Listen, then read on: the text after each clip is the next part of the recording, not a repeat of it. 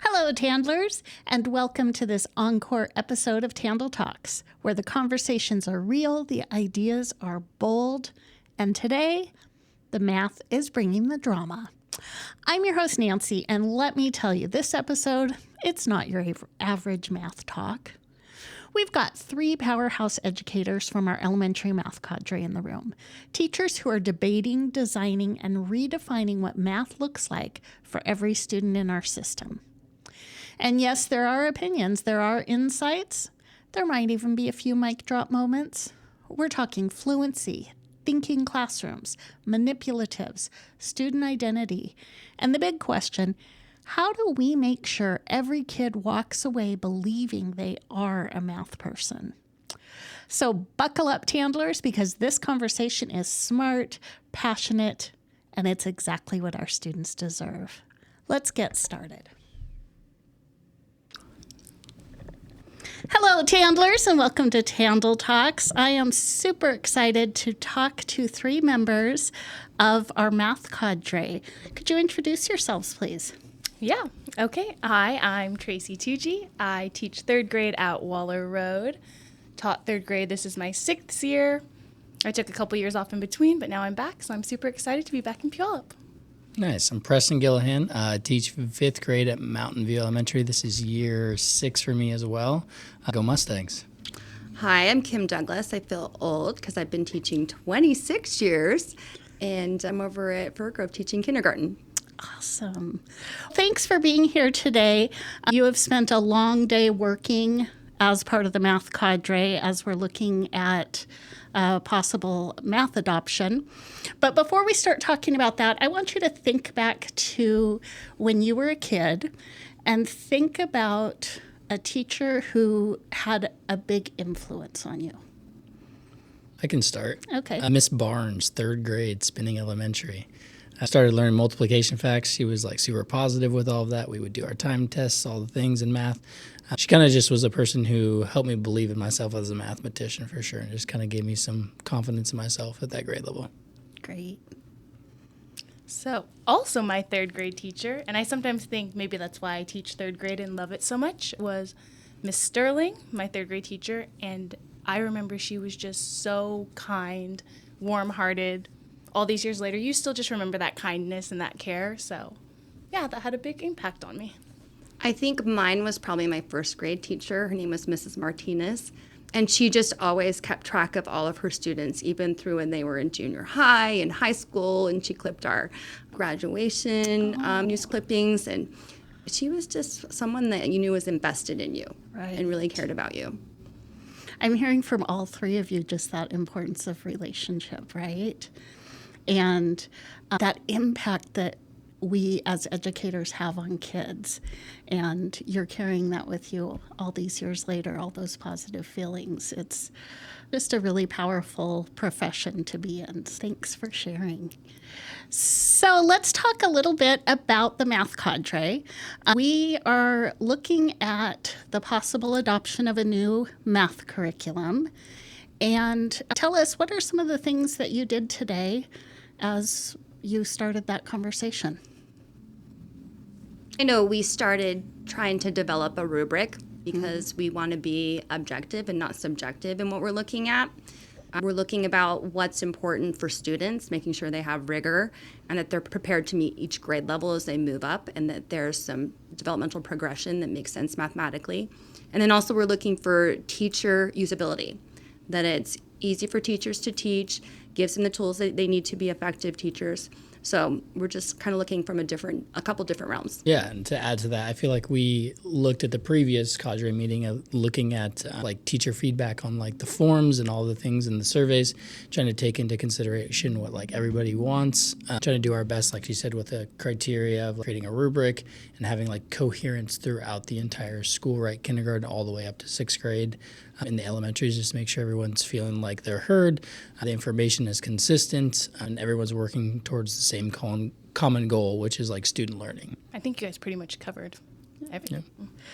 I feel like when we're all rowing in the same direction, that it makes a difference, right? When I think of the work that everybody's done with CKLA over the last 3 or 4 years, and we are seeing that payoff now. We saw the payoff pretty quickly with CKLA in kindergarten, but now we've just got more and more kids reading, and I would love for us to have that same teacher buy-in, teacher commitment to whatever curriculum we end up going with next.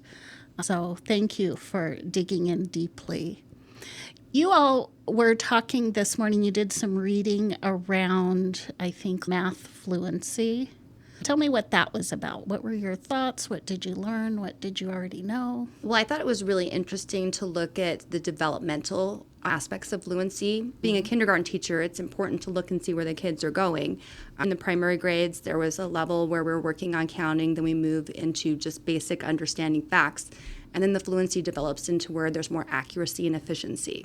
So that was interesting to look at. Yeah, in addition, it was talking about a 3-pronged approach, being accurate, being able to get the correct answer, being fluent, so being able to use a strategy specifically and pull a strategy depending on the problem, and then also Flexibility. Thank you. Yeah. Appreciate it. Yeah, I was like, I got that one. Yeah, That was thank one I you. remembered. Yeah, thank you. And being flexible with that. So just being able to adjust to different problems, whether it's a higher level problem or a grade level problem, being able to use that strategy to help you solve that. Appreciate the help there. Yeah. And I thought it was an interesting conversation because I feel instinctually you hear fluency and you think fast, recall. And we more talked about how it's so important to slow down and deep mathematical thinking versus just things being fast. And so I liked that flexibility aspect because fluency is having a knowledge base and being able to apply things, and then the quickness comes after. But I think it just redefined how I think of fluency, not just being quick, but there's so much more to it. Yeah. And that connected to what we were talking about with the rubric and the curriculum we're looking at, or bridges, is we want to keep the consistency from K through 6 on working on those same things. So students are building that foundational understanding, and then as they grow, that fluency can change, because we know fluency may be different for a 5th grade student versus a 2nd grade student, and just making sure that we're heading in that direction together. I also think about, and I did this as a teacher, I did it as a student because it's just been common practice for so long, but that memorization, and you spoke about that with your teacher too. I was a kid who loved memorizing my math facts, and that can't be the only piece that kids take away. Some kids, that just comes really natural, but some kids aren't great at memorizing. And so that understanding, that conceptual understanding, being able to use strategies so that they don't get stuck. If I don't know what a math fact is, that can't stop me in my tracks. I've got to have a different path to get there. Yeah, totally. I liked this section where we were talking about visuals and manipulatives and movement in mathematics. As a kindergarten teacher, we use fingers a lot in how to communicate our math thinking. And it talked about how even after you use that strategy as a primary student in counting, well beyond your age, you continue to use that strategy, at least from a metacognitive level. For sure. I still count on my fingers sometimes. I do. I'll say it. Yeah, sometimes you just do. It's a great strategy. It's not a great strategy if I'm trying to figure out 232 minus 177. Counting on my fingers isn't going to be the best go-to strategy, right? Well, and it talked about, too, that there's a stigma. Correct. That if you have a student who's going to that we need to address that that's not something that makes you less intelligent. It's just something that your brain has learned to help you be able to communicate and develop mathematical fluency. Exactly. And really understanding that this is 10. When I hold up 10 fingers, that equals 10, right? You talked a little bit about math manipulatives. What does that look like in your classroom? And what are you thinking in the context of math adoption? It is interesting because we did talk a lot about how a lot of curriculums are starting to have digital components, and how does that alter how many manipulatives you get for your class, Right. or are they going to become digital? Because there are a lot of great digital, like you have the blocks and the 10 sticks, but also the importance of having some kids are really hands-on. So like in my class, I use a lot of blocks and building arrays with blocks, and I know some kids that just clicks. So I don't know. I know we did talk a lot about digital components. Yeah. I don't really know, yeah. It's definitely important. We were talking about in the research, it talked about like movement and hands-on and working with things. In 5th grade specifically, it's like volume, right? So we're building volume, rectangular prisms, or like using whiteboards with structures of like fractions to understand like sizes of fractions and making them the same size pieces. All those pieces are important. I know, like we talked about, like the digital component is something that we're taking into consideration. Do we want to make sure we have the hands-on pieces plus that? Is it just digital? Is it only one or the other? Those things are important to look into. I know as a kindergarten teacher, we live in mathematical manipulative. Singing, moving, dancing, making sure they're touching and counting. This week I had a really interesting lesson where they got to use Play-Doh. And we're working about 2D and 3D shapes. So they all built a sphere, and we'd made balls before so that we could work with Play-Doh. And then they pressed it to create a circle, and it was a mind-blowing experience for them. So it was fun for them to be able, and then we did a comparison chart about how they're the same and how they're different. And they were just so excited. They wanted to do the lesson over and over again. Can we play with the Play-Doh again? I love that. Yeah, think of what that little brain does with a lesson like that, and just the aha. That's amazing.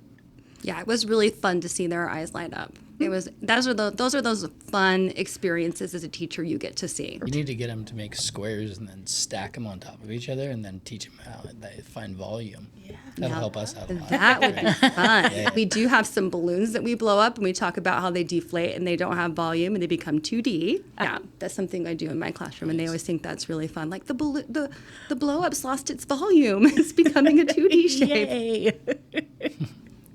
How do you just physically manage manipulatives in your classroom? Yeah, that's a great question, because I feel like a lot of times manipulatives can be so great, but sometimes it can be distracting for kids. Right. And so managing that is something I feel like I always take into consideration, just because I want those tools to be there for them. I know they're so helpful, but sometimes you have the kids who just end up building blocks with them. So sometimes I'll put the new manipulatives out and say, okay, we have 2 minutes, and I'll put on a timer. You can build anything you want, but the second the timer's done, like, we focus in. And I feel like sometimes that helps kids just get it out of their system, because I don't want to take away that natural, like, they want to play a little bit, but we also, as teachers, we have to stay on track. And so I sometimes feel like giving them that play time at the beginning, then when it comes time to use them for what we need to do, that has helped me with management. I don't know if that's what you were asking. That's just for sure. what I thought of when you said that. I do the exact same thing, because we use like the digital component online with rubber band boards, geoboards. We do the same thing. We play with those. I let them like make whatever shapes they want digitally and physically, like just do whatever they want for a couple of minutes at a timer. Same with building the volume and rectangular prisms. It's like, you know, they're going to mess around with the cubes, but it's also good for them to build and play and get involved with the manipulatives and then get them back on track to have those conversations. I do it a little bit of a reverse, because in kindergarten, everything's a toy. So we have to teach the difference between a toy and a tool. So when we introduce a manipulative, we will do what you do, where they get to play with it a minute, and then we show it as a tool. We play, then we use it as a tool. So usually in my classroom, they know the learning target. So this is how we're going to use this manipulative, and that's demonstrated, modeled. Another student will model it, and then they always know at the end, if we've met that target and we've done what's expected, then they'll have an opportunity to play with it and be creative.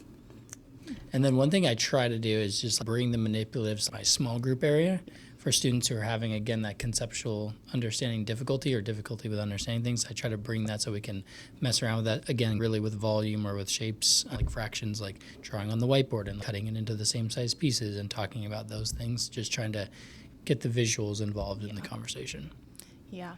And it's been really exciting this year, because I've been pulling a lot of smaller groups and having kids use the manipulatives, and then they'll be working something on their own, and they'll say, oh, Miss Tucci, can I go grab the blocks? And they'll know to grab them on their own now. And because they see how helpful it is, they've lost that wanting to play with them or using them as toys. They see how it helps them. So I've had several kids say, oh, can I go grab the blocks for the table? and then they'll immediately start building their arrays. And so it is cool to see that connection when they're excited about it because it helps things click for them. And so that's been fun this year. Just they always want to use their manipulative. So, yeah. One thing I always like to try and do is, even if it's a lesson where I'm modeling using the manipulatives, I like to get it in the hands of the kids. So every kid has a manipulative. It's a really good way for me to do formative assessment and then give immediate feedback. Plus, I'm going to have engagement. I can quickly see, oh, my friend is building a tower over there instead of a 7. So you can be able to give that feedback too and get them back on track. Yeah, and a plug for people who are using Magma Math or not. Magma Math is another way we've been using that, more digital, going back to the piece. But I had some kids who taught me, you can drag the question over into your screen, then you can grab the volume again, because that's our main unit of Unit 1. It's like they were like counting up and using the colors on the manipulative on the screen to figure out the volume of the rectangular prism, which they just figure out on their own. Yeah. So like they start making towers, and then pretty soon they're telling you how to run the application. It's just like how it goes. So, yeah, they know it better than I do. I'm glad they still build towers in upper grades. Yes. It's not just kindergarten. Yeah, no, it's fine. So let's talk about Magma Math. I think Waller Road has had it for a while, or just this year? We had it last year. Okay. I was long-term substituting Okay. there, but I did use it there, and then we're using it this year. So, Okay. yes. And how are you finding it? We don't have it for kindergarten, but we have it through. It's great. I know things people have shown me. It's love an it. outstanding it's tool. great. It's exciting. No, it's great. Yeah, it's great all around. I feel like I use it in RTI. I use it to build fluency, working on things, using different assessments and figuring out where kids have holes. You can use that during RTI if they're not in your small group or you're trying to figure out what to do with different students. You can also attach higher level things for kids that you need to push and that you need to. Right. So that's something else I do is like some students who need to be learning something else that can explore on their own, I can kind of give them that. So you can really differentiate and kind of scaffold for all of your class, which is nice. And then the data that you get back is also interesting. You can break it down by the specific content area, the specific standard that you want to look at, how that student's doing in that area. And then this week I'm actually trying out, it's the first time I've done it as homework. I just gave them a few problems. And the nice part is it grades, obviously uses AI and grades all the things. So teachers, you don't have to do any grading on homework, which is nice. But I can also specifically pick the problem that my entire class struggled with. I can pull it up and we can look at misconceptions about that problem, what students did wrong, what students did right, and ways to fix it. So it's a good way to use it as a tool of teaching. Yeah. And then all of those ways I love using it. And one I specifically love for my kids is you can pull it up and it'll show how they showed their work. And so it plays it like a video. You can see what they write, if they erase it. And so we've been using it a lot where I'll give them all one problem and I'm saying, oh, I'm looking for somebody to show their work in all these different ways. And then they really want theirs pulled up onto the screen. And so I'll say, if you solve it one way, try to solve it another way. And then it's really fun because then, oh, pick mine. Well, I'm looking for this certain type of work. And so then we play it up on the screen and kids really can take ownership of their work because they're seeing their work up on the screen. And then other kids are seeing different strategies. And so it's a really collaborative process. And it makes it easy because it's just, you just pull it up on the screen, everyone can see it, it writes it the way they wrote it. If they do erasing, you can see that they erased or fixed mistakes, and it's super cool. So I love that component of it as well. Yeah, and then one more thing on that is like at the end of, if I'm doing something at the end of the day on RTI time, you can put the whole screen up and make it anonymous so the entire class can see everybody's work. They don't know whose it is or what they're doing. But then the kind of the same thing is they can see the different strategies pop up on the board. And there's a green check mark and then there's an orange thumb. And the green check mark is how far everybody is along the assignment. And the orange thumb is like how much work they're doing on the actual screen. And your goal is to try to match them up. And most often they're never matched up, but you're trying to. But it's the goal. That's the goal. So yeah, it's good for them to see, and they can look up if they get stuck. They're like, oh, that's a strategy to solve that problem. Or like you said, they take accountability for their own work. They love to show it up there and write little messages or whatever it is. I love, too, how you're talking about this because it isn't just a tool where you plug kids in and let them work independently, right? I'm hearing lots of conversation, and certainly there's that factor that you can use it as independent practice, too, but it's much richer the way both of you are using that in your classrooms. Yeah. Now, Alexa has been doing some work with the cadre on building thinking classrooms with the vertical learning surfaces. It's so fun. Tell me about Well, that. as a kindergarten teacher, it's so exciting to just see the different ways people attack problems. Because I'm coming from that conceptual world, because that's where I live all the time. And then I'm seeing people form. It's just so exciting to walk around the room. You get excited, but you want to go around and look and collaborate and see what everybody else is working, so you can take their knowledge and apply it and synthesize it to what you're working on. It's just, I'll say it, it's fun. Yep. Have you tried it in your classrooms? I've tried it a little. I've been waiting for our whiteboard because they want it on non-permanent surfaces. It's hard to do it because I tried it a couple times with just the big Post-its, and the kids liked it, but even just finding surfaces, and it does feel more permanent to them, and my kids love working on whiteboards, so I am really excited to have what are they called? I can't even think of what they're called. Wipe. The wipe. The wipe. The wipe. Plug for that. No. The whiteboards, just so they can. I'm really excited to kind of implement it a little bit more. So it's been on my mind. I love doing it as an adult when we do it at the cadre. So, yeah. Yeah. Yeah, I would say I haven't done it specifically in my classroom, but I know my teaching partner just went. She's a new teacher, and she just went to a couple different classrooms, and they're using the same thing from different school districts. And she was like really excited about it. So I'll probably have to share half of my wipe. That's all right. Kind of in the same place as you guys. I was waiting for the whiteboard. My gears in my brain were turning, like, how am I going to use this? And now that I have it, I'm so excited to play with it. Yeah. And I've just participated in a few lessons where we've used those. But the thing that is interesting to me is that there isn't an opportunity when you're doing that kind of learning, there isn't an opportunity to not participate or not be engaged. Every single person in the room has to be engaged. It's just how that learning process works. And I just think that could be so powerful in the classroom, because as a kid, you can't just hide behind the kid who always raises their hand with this kind of learning. It's just a really fun way to build stamina for mathematics. Yes. Yeah.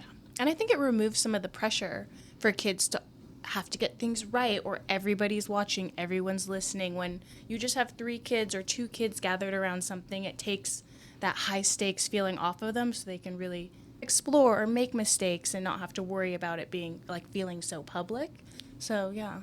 And that the process is not necessarily getting the right answer. It's the way that you're trying to approach things and at least attempting to come up with a solution. It's the thinking behind it and not the answer. Right. Yeah. And it's building that culture of being able to look at how other people solved it, right? Right. Yeah, learning from different people's techniques or strategies. Exactly. Yeah, it's really good for kids. So tell me, how did you decide to participate as a cadre member? I guess with me, I was always the kid who loved math. It was my favorite thing. It was my favorite subject all through school. I took extra math classes in college. But then when I tried to teach math, I didn't know how to communicate the skills that I had to students. And so that's just something I've tried to refine and improve, because I want kids to be strong mathematicians, because I know how fun it can be. And I think sometimes the fun has been taken out of math, but a problem can be very fun and entertaining. And creative. Yes. Yeah, I would say I view myself as a mathematician, and so kind of the same thing. In my first few years of teaching, I felt like I could really help students succeed quickly in math, just maybe by the ways I was teaching or the enthusiasm that I bring specifically for math. And so being a part of the math cadre, I thought it was because I feel like I'm understanding of math. I help students well conceptually understand math, and so maybe I would be an advocate for the math cadre to help out figure where we can head to help other kids and teachers. Yeah, right along that same, I've always loved math, favorite subject growing up. That and art, I've always loved art too, but they are both creative in their own ways.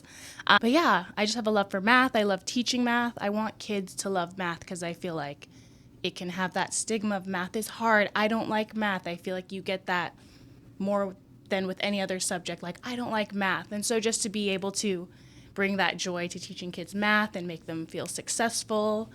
That was just, I don't know why, for Math Cadre, I'm friends with Alexa, and she asked me to do it, and I was like, absolutely. So that was the main reason, but also just that deep love of math is why I said yes. So yeah. Wouldn't it be great if every single kid walked out of our schools feeling like they're a math person? Yeah. Adults often identify themselves as, I'm a math person, I'm not a math person. I want every single kid to think they are a math person. Well, I think that's one of the joys that I wish we could, and I think we're getting better at it. Yes. In kindergarten, they do. Yes, they do. I am a mathematician. I can figure this Yes. out, and it's so empowering. Yes. So if you had a piece of advice, if there's a teacher out there who doesn't feel super confident in their math instruction, what would be one piece of advice you'd give that teacher? The first thing that comes to mind is maybe less is more, and try to take some things off your plate and really focus on what's the main focus of this lesson. Kindergarten through 6th grade, if it's an adding lesson, subtracting lesson, multiplying, whatever it is, maybe take a few things off your plate and slow down.